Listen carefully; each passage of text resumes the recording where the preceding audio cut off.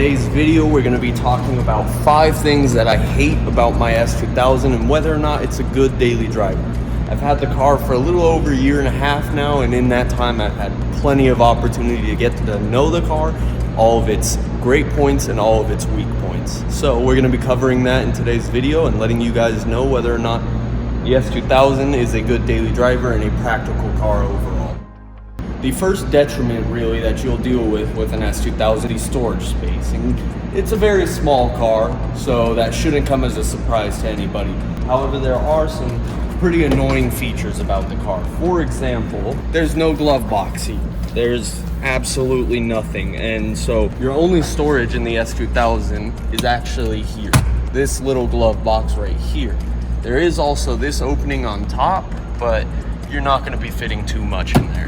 So that's your primary storage in here. The trunk itself, I will give it to Honda. It is actually a pretty spacious trunk when you consider the size of the car. That being said, these hinges right here come down quite a far way. So if you have stuff here, there's a good chance you won't be able to close your trunk because these will hit them. So that's probably the most annoying part. There's plenty of storage as a whole. However, these hinges get in the way very, very often, and it takes away a lot of storage. Overall, storage space, considering the size of the car, is not bad.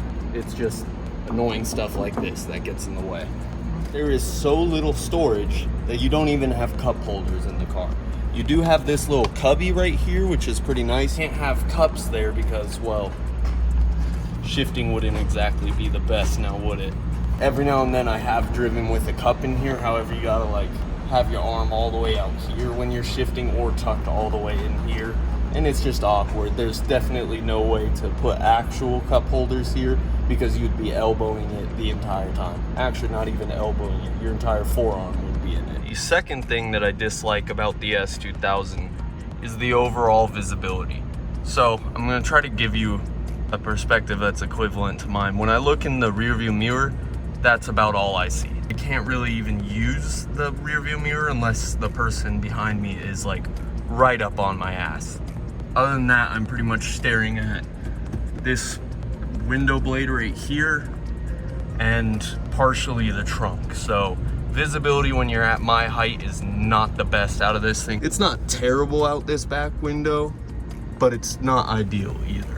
The side mirrors aren't that bad. You can see plenty more than what you need to see, which is very nice. But this rear view window at my height is just not opportune. Along with the visibility being poor at my height, the headroom, I don't want to say is poor because I've never hit my head against the roof or had problems with my hat scraping the roof or anything like that. There is, as far as I'm concerned, just enough room above my head. However, the headroom is definitely an issue in this car for one reason. So this is probably the biggest issue. You can see my head is sitting quite a bit above the roll hoops that they have. So not that much. If, say, I happen to somehow manage to roll this car, the ground's gonna give me a very nice haircut. They do call this car the tall man's Miata. However, at 6'1" to 6'2"-ish, I'm sitting pretty decently above that roll hoop, which could definitely be considered a safety concern. So Mom, if you're watching this, look away. This bar, compared to his head, is not very significant. It's probably 2 inches. Third most annoying thing about owning the S2000 is the parts cost and the cost of maintenance. So if you guys remember, we did the motor mounts, trans mounts, and a couple of gaskets on this car when we replaced the mounts and did the whole compression test and valve lash. For all of those parts, which wasn't much, I mean, it was 2 motor mounts, 2 trans mounts, a couple of grommets, and a valve cover seal. It was overall $730. So parts are very expensive on this car. I have one window up and one window down. That's because the window regulator motor on this side broke. And that's going to cost me a pretty penny, that pretty penny being $500 for a regulator motor. Parts expenses and then overall cost of maintenance for the car is pretty considerable. Well, another thing that you need to keep in mind with these cars is they are rare they are appreciating right now. So every mile that you put on the car costs a little more than it would otherwise, because that's lowering the value of the car. The cost of driving the car on a daily basis and what that does to the overall value of the car is more exaggerated because of how much these things are appreciating, how desirable they're becoming. The cost of maintenance is brutal. The anxiety that comes with daily driving a car that is appreciating in value is something to be aware of. So the other thing to keep in mind if you're looking at an S2000 or considering buying one is the fact that these cars do have two extremes on the spectrum. This car does understeer somewhat heavily. I don't want to say that it's the most understeery car I've driven, because it's definitely not. It is actually a very responsive car, which we'll get into later. However, there are times that I'm pushing it around corners and really giving her the beans. It'll understeer pretty heavily. I've gotten close to some curbs a couple of times, is how I'll put it. The other thing to keep in mind is snap oversteer, which is very common with these cars, where, well, the video will do the talking for me.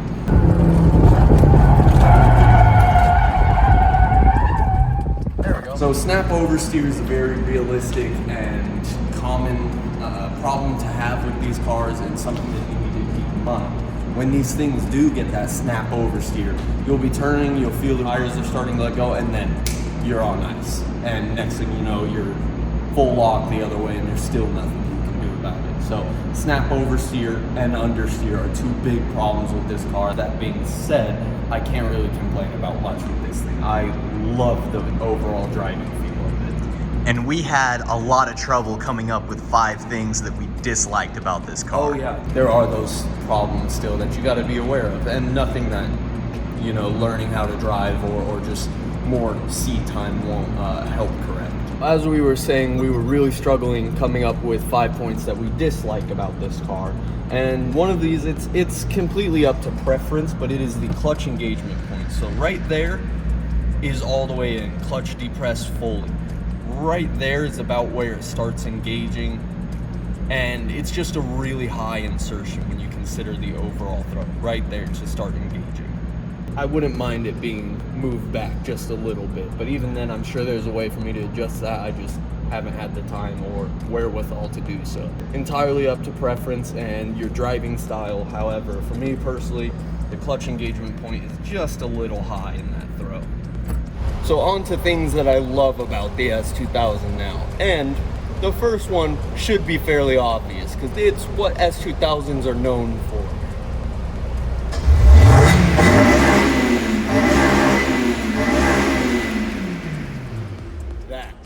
The exhaust note on this car is so good. While I'm on the topic of the exhaust note and the overall scream of the motor, I have a stock exhaust system with the exception of a Burke high flow cat, and this thing sounds phenomenal in my opinion. The cabin noise, I haven't had much of a need to really switch it out the exhaust or anything, because the noise inside of the cabin is exceptional. And I absolutely love the way it sounds. The only real problem that I have with the noise inside of the cabin is that I can't hear the car when I've got the Buick next to me. Then again, I think that's anyone's problem. The second thing that I love about this car has to be those stock seats. Now, I've got a very, very tight suspension setup on this car, and you can feel literally every single bump on the road, every single crack on the road. And I don't mind that as a driver, because I like to feel what the road is communicating to me. That being said, the drive inside of this car would not be nearly as comfortable without these seats. The bolstering that they have, I mean, it definitely could be improved, but for what it is, I don't have many complaints. For a stock seat, the bolstering is great, and you stay planted in that seat pretty well. I love these seats. Can't say that they'll stay in the car forever, but I do love them. The third thing that I love about this car is that they were only made so that you could row gears. Having a manual in this car 100% makes it more fun to drive. This car would not have the spirit that it does without this little wiggly stick right here. The other thing that I think makes it great, granted it also introduces some problems like snap oversteer, is the fact that it is a rear-wheel drive Honda. The fourth thing that I love about this car is the overall steering feel. I'm very picky about the way my steering feels in a car.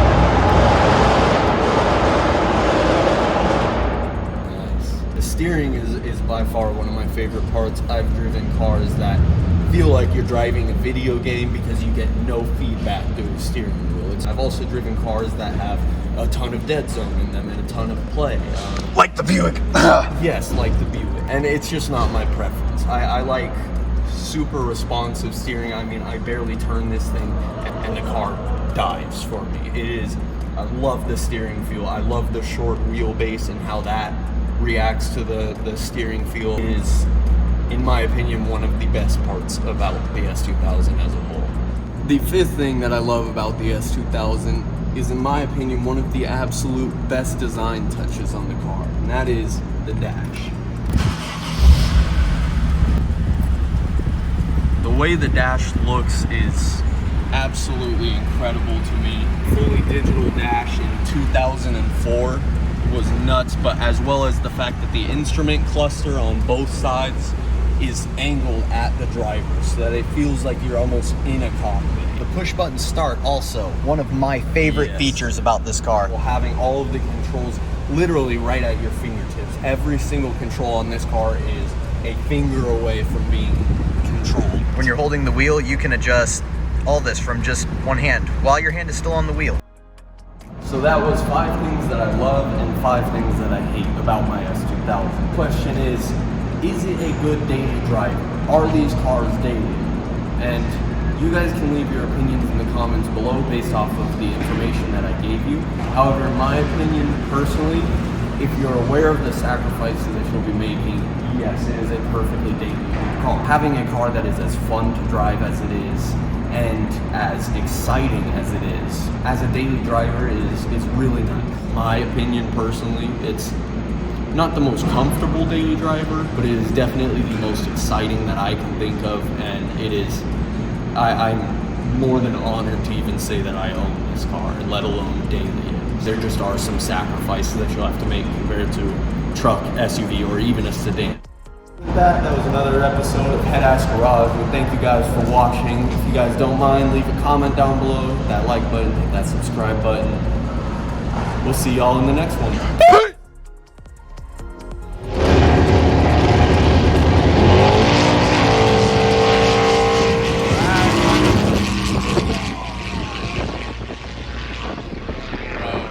Wow.